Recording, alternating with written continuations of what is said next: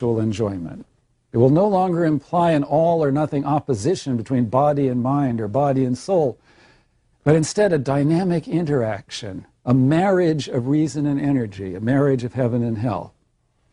So just to summarize where we stand with respect to the themes of this course, Blake's position is incredibly far from Benjamin Franklin and Adam Smith, but it's also very far from Pascal and Bunyan, because Blake denies that our souls are separate from our physical selves and that they need to escape to some distant heaven. Moreover, he also denies that what's trapping us here in this vale of tears is our sinful desires, which need to be ruthlessly repressed. You don't get Pascal and Bunyan calling for an improvement of sensual enjoyment. To put it another way, Blake does agree with the older religious thinkers that human psychology is deeply conflicted, full of self-condemnation and self-repression. But unlike them, he encourages us to get beyond restrictive moral categories of good and evil.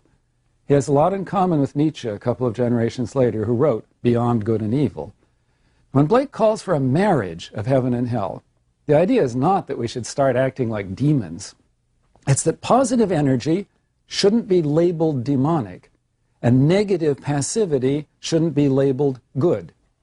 At the very end of the work, he describes Jesus as a man of energy and passion, and he actually claims that in one way or another, he broke all of the 10 Commandments.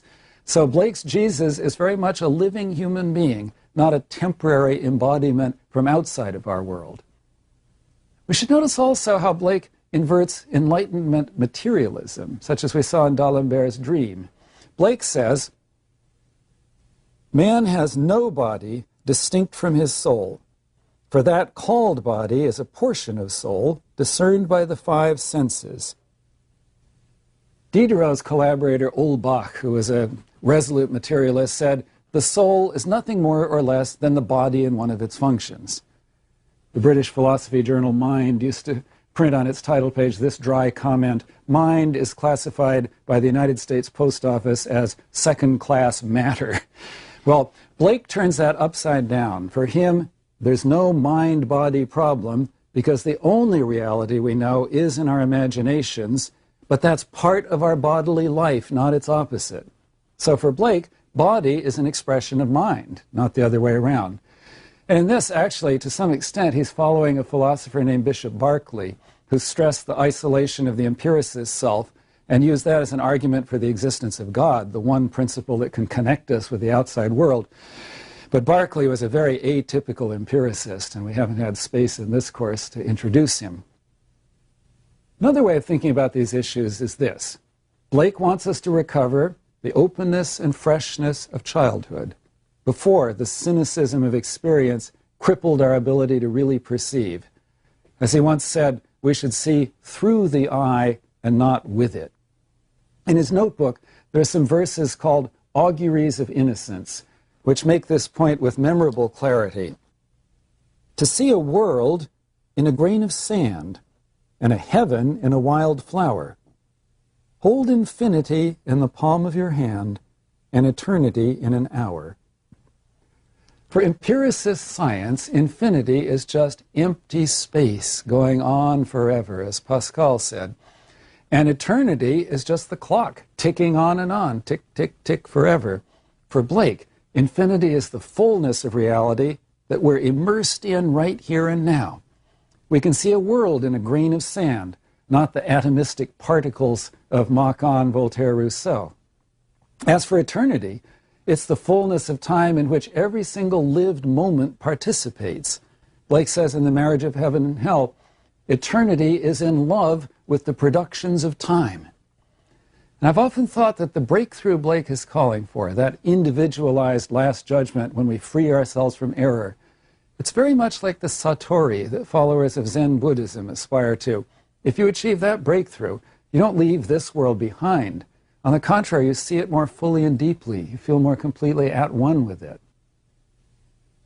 As part of his campaign to inspire a new understanding of spirit, freeing it from dogmatic repression, Blake gives a concise critique of Milton's epic of the fall of man, Paradise Lost, which he regarded as a truly great poem, but shackled, as I said in the last lecture, by its repressive theology.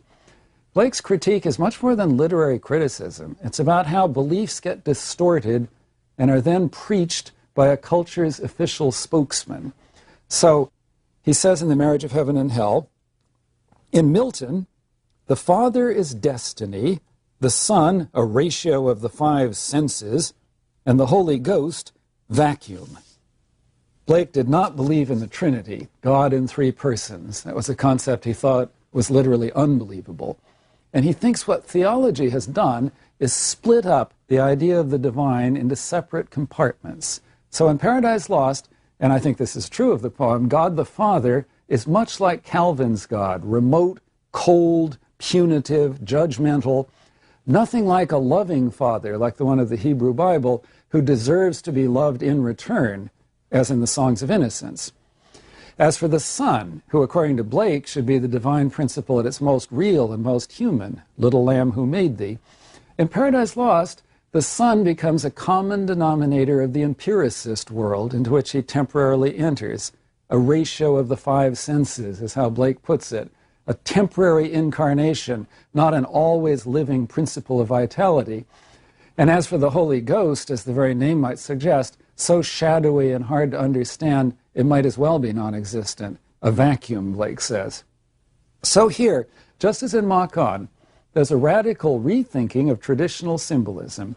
And Blake goes on to say, the reason Milton wrote in fetters when he wrote of angels and God, and at liberty of devils and hell, is because he was a true poet and of the devil's party without knowing it. People often misunderstand that statement because they don't know the context in the revaluing of good and evil that the whole of The Marriage of Heaven and Hell is about. Blake's point is not that Milton was really vicious and diabolical. Not at all. It's that Milton in his own life was a rebel against tyranny in the Puritan Revolution. Milton was a close advisor of Oliver Cromwell. He defended the execution of King Charles I, which was regarded as blasphemous at the time. He was very lucky not to get a death sentence when the Puritans were thrown out and King Charles II returned to the throne. So what Milton never realized, according to Blake, is that in Paradise Lost, he is showing us a tyrannical God, even though Milton believes we ought to adore him. And so Milton cannot help making Satan's rebellion against that God seem heroic, even though his own theology tells him that's wrong. Poetry is an argument. It's imaginative insight. Milton has plenty of that, so his poem says more than he means it to say. And since Blake agrees with the way the Enlightenment criticized institutional religion against Milton's kind of theology, what Blake gives us in The Marriage of Heaven and Hell is really a kind of Enlightenment anthropology of religion. He says that in the earliest days, poets imagined rivers and mountains filled with spiritual energy, and they gave them names accordingly. But later on, what happened was this. A system was formed which some took advantage of and enslaved the vulgar, that is the common people, by attempting to realize or abstract the mental deities from their objects. Thus began priesthood, choosing forms of worship from poetic tales. Thus men forgot that all deities reside in the human breast.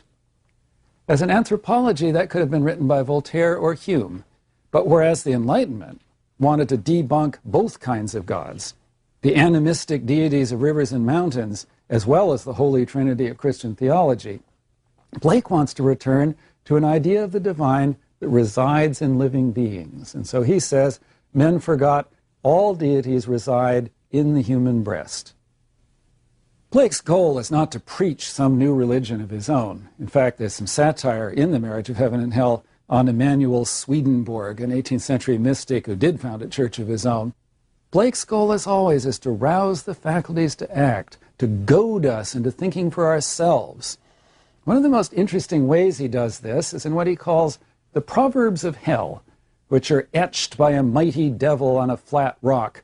Actually, that's a playful allusion to Blake himself, seeing the reflection of his own face in the copper plate that he's etching with acid in his engraver's technique. Well, ordinary proverbs are trite. They're meant to be truisms. They recycle conventional wisdom. A stitch in time saves nine. Out of sight, out of mind. Blake's proverbs are unforgettably thought-provoking aphorisms. They're challengingly open where the maxims of La Rochefoucauld were closed.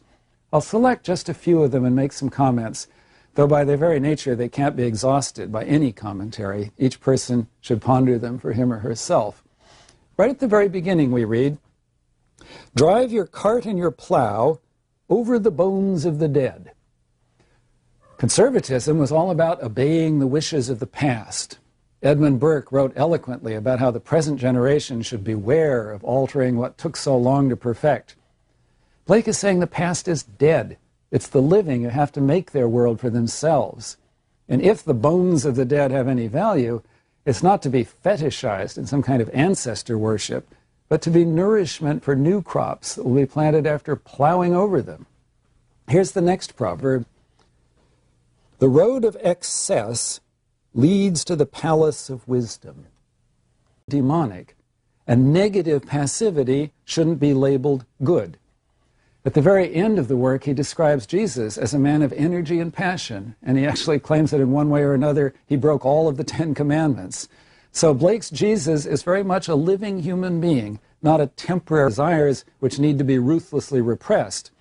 You don't get Pascal and Bunyan calling for an improvement of sensual enjoyment. To put it another way, Blake does agree with the older religious thinkers that human psychology is deeply conflicted, full of self-condemnation and self-repression. But unlike them, enjoyment. It will no longer imply an all or nothing opposition between body and mind or body and soul, but instead a dynamic interaction, a marriage of reason and energy, a marriage of heaven and hell. So just to summarize where we stand with respect to the themes of this course, Blake's position, he encourages us to get beyond restrictive moral categories of good and evil. He has a lot in common with Nietzsche a couple of generations later, who wrote Beyond Good and Evil. When Blake calls for a marriage of heaven and hell, the idea is not that we should start acting like demons.